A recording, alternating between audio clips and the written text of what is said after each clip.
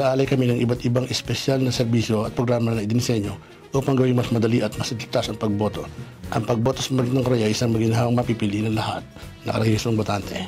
Ito ang nagpapahintulot sa inyo na gamitin inyong karapatang bumoto ng maginhawa mula sa sarili ninyong bahay at nagbibigay sa inyo ng kalayaan na bumoto tuwing ito ay angkop sa inyong abalang talaan ng mga gawain.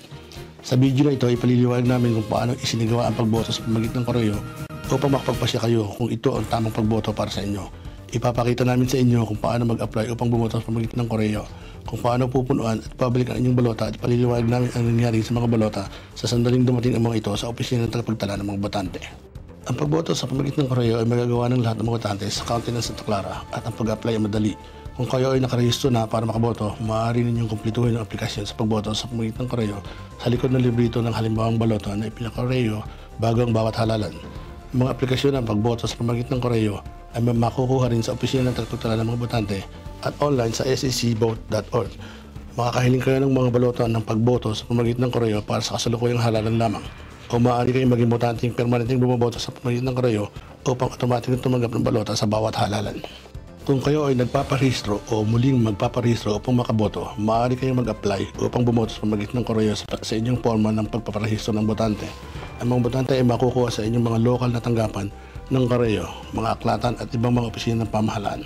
Tandaan, ang huling araw upang makaparehistro para makaboto ay 15 araw bago ang bawat halalan. Ang huling araw upang mag-apply para makaboto sa pamamagitan ng Korea ay 7 araw bago ang halalan.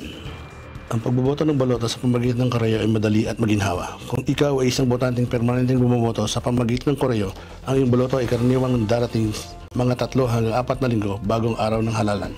Sa pakete ng balota ay isasama ang mga taga-bilin sa pagboboto sa pamamagitan ng Korea, isang sobre ng pagbabalik at isang opisyal na balota, isang halimbawang balota at librito ng impormasyon para sa botante ay hiwalay sa ipapa-Korea. Ang librito ay nagtataglay ng mga pahayag ng mga kandidato at mga pangatwiran sa panukala upang makatulong na gumawa ng may kaalamang desisyon. Makakabuti na markahan muna ang iyong mga pinili sa mga pahina ng halimbawang balota sa gitna ng librito bago mo kumplituhin ang iyong opisyal na balota. Kapag nakapagpasya ka na at handa ng markahan ang iyong balota, tiyakin na binasang mabuti ang mga tagubilin. Ginagamit ang pluma na may asul o itim na tinta, markahan ang iyong mga pinili sa pamamagitan ng pagkumpleto sa palaso sa pamamagitan ng isang tuwid, walang putol na linya.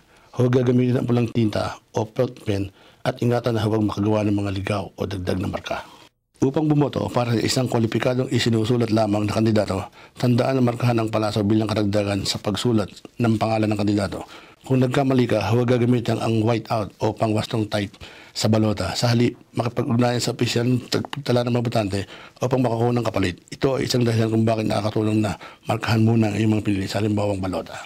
Sa sandaling magawa mo na ang lahat ng pagpili, iligay ang iyong balota sa sobre ng pagbabalik. Sarahan ito at pirmahan ang likod ng sobre.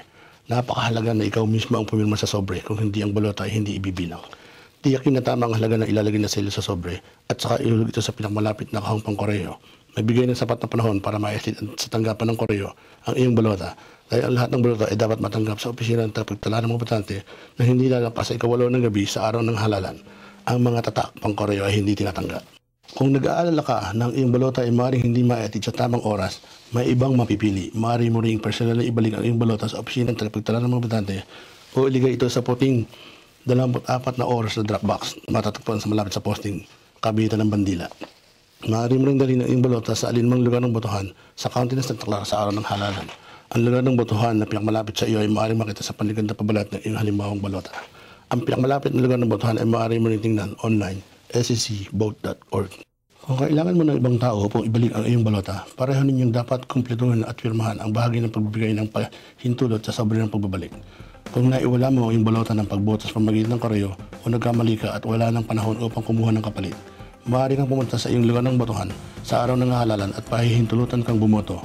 Ipakukumpleto sa iyo ang isang forma para pansamantalang botante. Tandaan, maraming mapipili para sa pagbabalik ng iyong balota ng pagboto sa pamamagitan ng Koreo. Alinman ang iyong piliin, ang iyong balota ay dapat matanggap bago lumabas 8 ng gabi sa araw ng halalan. Bilang karagdagan sa pagiging maginhawa, ang pagboto sa pamamagitan ng Koreo ay isa sa mga pinakaligtas na paraan upang lumahok sa mga halalan.